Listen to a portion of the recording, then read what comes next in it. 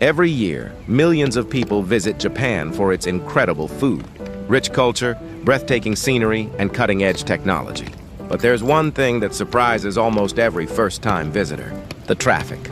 Cars drive on the left side of the road. The steering wheel is on the right.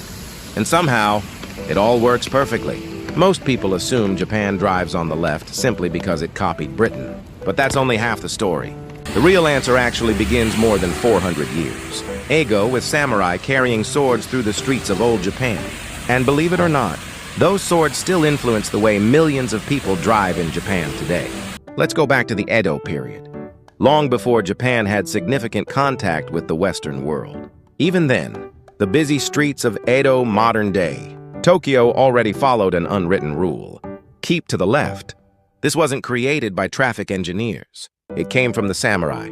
Picture this: samurai walking through crowded streets, each carrying a sword on the left side of their waist. That small detail changed everything. Now imagine two samurai passing each other while walking on the right side of the road. Their swords would swing dangerously close together. If the scabbards accidentally struck each other, it was known as saya ate, or scabbard striking. To a samurai, a sword wasn't just a weapon. It represented honor, status, and even life itself. Accidentally hitting another samurai's sword could be taken as a serious insult. In the worst case, it could even start a fight to the death. So how did they avoid that? The solution was surprisingly simple. Everyone kept to the left. That way, their right shoulders passed each other, while the swords hanging on their left sides stayed safely apart. Over time, keeping left became second nature.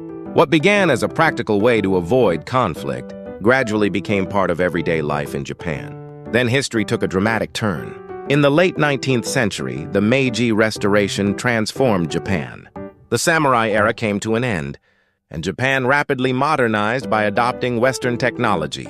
Horse-drawn carriages became common. Railways were built. Eventually, automobiles arrived. For the first time, Japan needed official traffic laws. To build its modern transportation system, Japan turned to the world's leading industrial power at the time, Britain. In 1872, Japan opened its very first railway between Shimbashi and Yokohama. The railway was designed and built with the help of British engineers. Since Britain already operated on the left, Japan's railways naturally followed the same system. Now here's the interesting part. What if Japan had imported railway technology from the United States or France instead? Modern Japan might look completely different today. But something remarkable happened. The British left-hand traffic system matched perfectly with a habit Japanese people had already followed for centuries. Keeping left already felt natural. That made the transition incredibly smooth. Then, in 1900, the Tokyo Metropolitan Police officially established regulations requiring vehicles, horses, and pedestrians to keep to the left.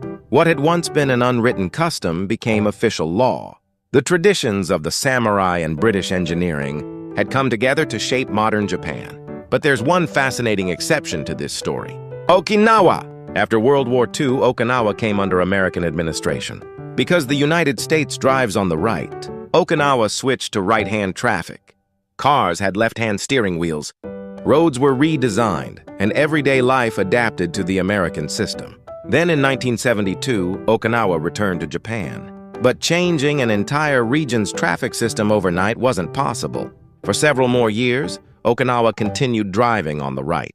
Then came one of the most remarkable traffic operations in modern history. July 30th, 1978. The event is still remembered in Japan as 7:30 Nana-Sanmaru. At exactly 600 AM, roads across Okinawa were temporarily closed. Thousands of workers uncovered new traffic signs, adjusted traffic lights, repainted road markings, and prepared every intersection. Then, almost instantly, traffic switched back to the left, changing an entire region from right-hand traffic to left-hand. Traffic in a single morning is incredibly rare. It remains one of the largest traffic conversion projects ever successfully completed anywhere in the world. With that, all of Japan once again drove on the left. Today, this unique driving system has become one of the most fascinating parts of visiting Japan. For tourists, and especially JDM enthusiasts seeing right-hand drive Japanese cars, cruising smoothly along the left side of the road feels almost surreal. It's the same scene they've watched in anime, movies, racing games, and car videos for years. For many enthusiasts, simply standing on a street corner watching K-trucks, sports cars, and everyday Japanese vehicles pass by is an unforgettable experience. Visitors are often amazed by another uniquely Japanese feature too: taxi doors that open automatically. To Japanese people, it's completely normal, but for many foreign visitors, it's a memorable surprise. Interestingly, this clever system works especially well because Japan drives on the left. Passengers step directly onto the sidewalk instead of into traffic, making it both convenient and remarkably safe. So the next time someone asks, "Why does Japan drive on the left?" you'll know the answer isn't as simple as because of Britain. It's the result of centuries of history, the wisdom of the samurai, the influence of British engineering, and one of the most remarkable transportation stories in the world. What seems completely ordinary to people in Japan is actually the product of hundreds of years of history, tradition, and innovation working together. The next time you visit Japan or simply watch Japanese traffic in a video, you'll know you're looking at far more than cars driving down a road. You're witnessing history still in motion. If you enjoyed today's story, don't forget to like the video and subscribe for more fascinating stories about Japan, JDM culture, and automotive history. Thanks for watching, and I'll see you in the next video. Drive safe!